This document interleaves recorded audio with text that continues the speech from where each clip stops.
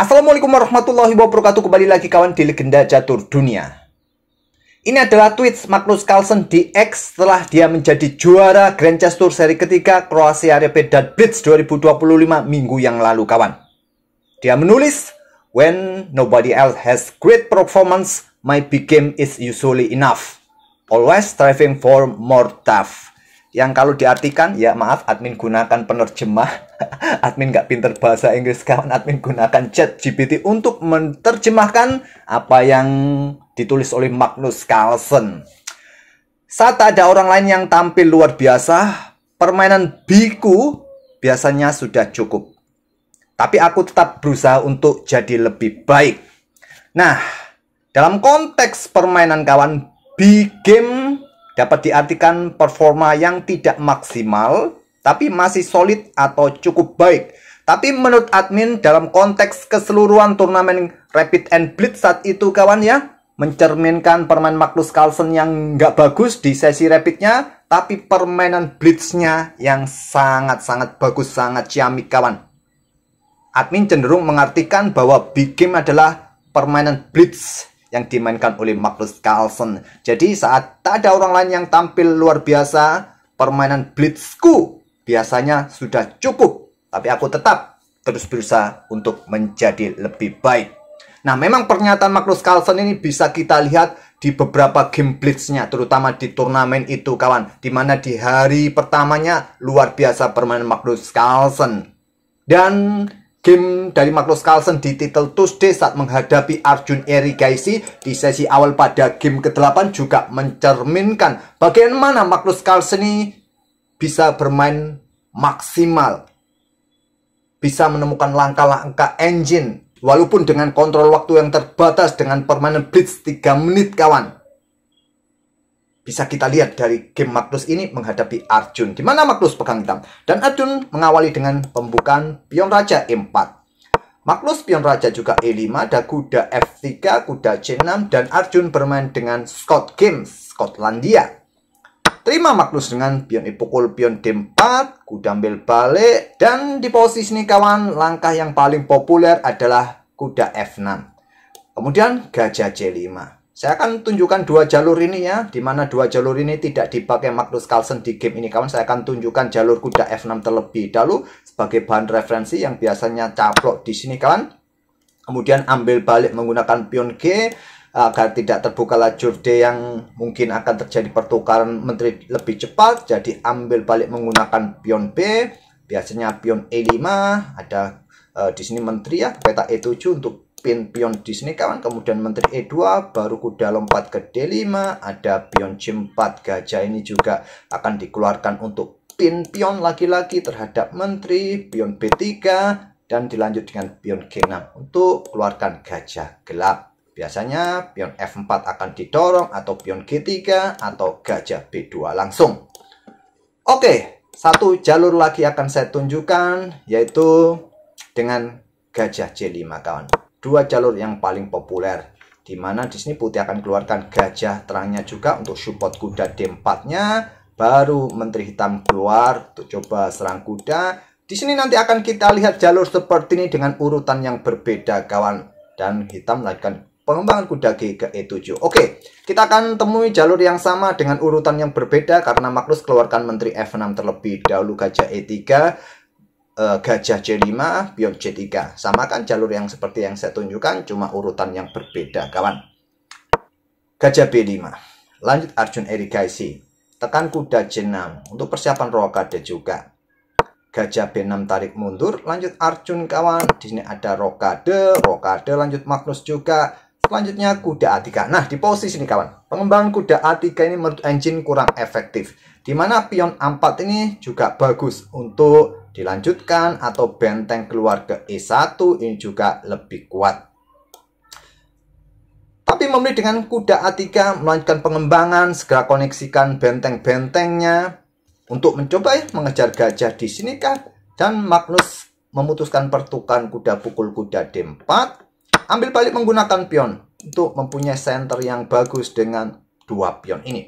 Tapi engine lebih suka ambil balik dengan gajah, yang mungkin hitam akan juga sikat gajah balik, ambil balik menggunakan menteri, untuk mendapatkan center yang bagus seperti tadi. Cuma bedanya sudah tidak ada perwira mayor di atas papan di langkah ke-12 ini. Tapi Arjun tadi langsung ambil balik menggunakan pion C. Magnus serang petak pusat dengan pion D5. Ambil balik, maka kuda ambil balik. Di sini dorong maju pion E5, menteri G6, dan gajah D3 lanjut putih. Karena sudah tidak ada target lagi di diagonal ini, bisa dilakukan oleh Arjun seperti ini.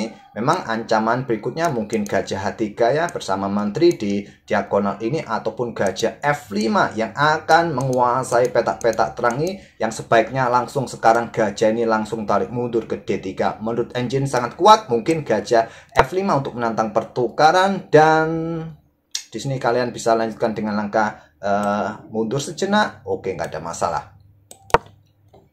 Arjun memilih dengan pion F4, gajah F5, mengawasi ruang-ruang ini kawan. Memang tujuan bermain dengan pion F ini ya, berikan akses buat menteri nanti kalau ingin naik ke baris keduanya untuk proteksi petak G2 saat ada ancaman gajah kawan ya.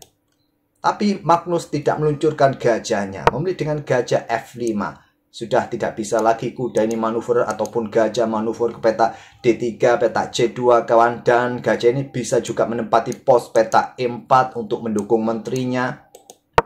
Gajah E2, gajah E4, ada gajah F3 menantang pertukaran. Magnus dorong pion F6 untuk segera buka lajur F kawan. Nah, Arjun angkat menteri D2. Gajah pukul gajah sudah saatnya juga. Chop sini, chop di sini, dan bisa melanjutkan dengan langkah kuda C2. Karena kuda berada di depan lagi, di tepi papan lagi-lagi sangat-sangat jelek posisinya. Kalau bergerak ke sini pun agak lambat untuk mencapai pos ini kawan. Ya, agak lambat. Ya tentu saja kalian bisa caplok gajah seumpama nggak ada gajah. Bergerak ke sini targetnya pun apa? Nggak ada ya, nggak ada. Menteri D2 saja pilihan Arjun. Dan pion F pukul pion E5 terbuka lajur F kawan. Pion D pukul pion E5 malah membuka diagonal buat gajah, pin gajah di peta E3. Apa langkah terbaiknya? Gajah pukul gajah terlebih dahulu, ini langkah terbaiknya. Setelah itu kuda tetap diaktifkan. Memang terlihat membuat langkah pengorbanan pion-pion. Tapi memang sejak tadi di tahap pembukaan posisi Arjun kurang bagus karena dia kehilangan tempo melangkah kuda ke A3. Kuda ini nggak bisa ngapa-ngapain sudah ya. Terlalu jauh di area permainan.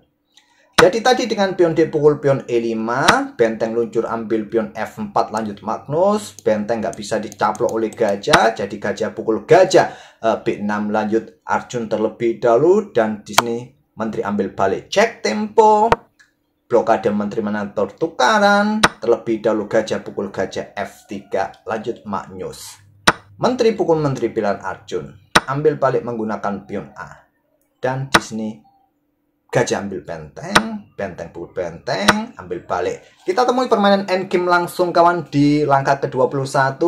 Kalau kita lihat ya, putih ini dalam posisi yang kurang bagus struktur pionnya. Banyak sekali posisi lemah yang akan dihadapi oleh putih di sini kawan. Putih hanya punya 2 pion terkoneksi di lajur F, lajur E, lajur A, lajur B, 1 pion terpisah. Sedangkan posisi Magnus 4 pion di sisi menteri sangat solid kawan. Sangat solid. Walaupun putih mempunyai pion bebas, tapi sepertinya pion ini juga rapuh. Kuda sulit untuk bergerak, benteng juga sulit bergerak. Dia harus mengawal pionnya di sini. Kuda tidak bisa manuver ke C4, ke sini gampang diserang. Pion ini juga bisa jatuh kalau ditinggal oleh benteng, posisinya sudah rusak kawan. Walaupun terlihat Magnus hanya unggul 1 pion, tapi posisi bangunan permainan, posisi materi perwiranya sudah sangat bagus. Lanjut dengan kuda G6 menarget pion. Nah, benteng E1, masalahnya di sini ya. Masalahnya dia meninggalkan pion lajur A kawan. Dan raja F7 lanjut Magnus, kuda B5 menarget pion kawan, menyerahkan pion di sini. Terlebih dahulu pion C6, kuda ke D4, menyerahkan pion. Kalau diblokade lagi mundur kawan, ya giliran benteng menarget pion yang di sini. Nah, gak bisa kalian backup ya. Hancur sudah kawan. Oke, kuda D4 saja pilihan dari Arjun. Jadi Magnus Fredly pion A2, pion F4. Kemudian di sini pion caplok lagi oleh Magnus dengan benteng. Kalau memilih pion yang di sini kawan, E6 cek. Mungkin kalau di sini pergerakan ke sini ya wassalam ya. Bisa berbahaya, bergerak ke sini. Dorong ataupun cek lagi, bahaya sekali kalau ke sini. Ya tinggal dorong, pion ini sangat-sangat berbahaya. Oleh karena itu Magnus dengan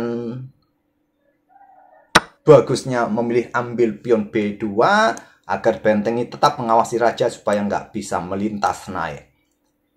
Jadi pion F5, lanjut Arjun, kuda H4, awas ya, awas. Juga mengawasi potensi kagarbuan di sini nanti kalau ditinggal oleh kuda mengincar pion. Pion F6, pion pukul, ada benteng F1, pion dorong, ada benteng F4, benteng G2 cek terlebih dahulu, dan blokade ancaman sekaligus menantang pertukaran menusuk kuda di belakang. Benteng pukul, benteng ambil balik oleh pion. Nah, struktur pion Magnus kembali pulih kawannya. Raja F2 masih belum mau menyerah. Setelah pion H5, Raja G3, dan kuda G6, Arjun menyerah. Pion ini jatuh kawan di langkah berikutnya. Sulit kalian backup. Anggap contoh kalian dorong cek di sini, ya tinggal geser maju saja ke peta F6 agar lebih aktif naik. Tinggal kuda bergerak. Nah, hancur sudah kawan. Pion ini sulit dihancurkan. Oke, tak perlu kita perpanjang lagi. Akhir permainan ini tak perlu kita promosikan. Salah satu pionnya sudah sangat jelas. Itulah tadi kawan ya, permainan Magnus Carlsen dengan keakuratan yang sangat tinggi. Tidak kita lihat langkah-langkah bertanda kuning dari Magnus Carlsen sejak langkah pertama. Di posisi pembukaan dia cukup solid. Dia memilih langkah-langkah utama di pembukaan Scott game ini kawan ya. Kalau kita percepat ada langkah-langkah bertanda kuning dari Magnus, dan keakuratan permainan ini sebesar 97% buat Magnus dan 87% untuk Arjun Erigashi. Itulah luar biasanya permainan Magnus Carlsen di permainan cepat kawan. Oke, semoga bisa menghibur kalian dan kita akan bertemu di video-video berikutnya. Jangan lupa tinggalkan jejak kalian, subscribe bagi pendatang baru, dan like video-video kami. Terima kasih. Wassalamualaikum warahmatullahi wabarakatuh.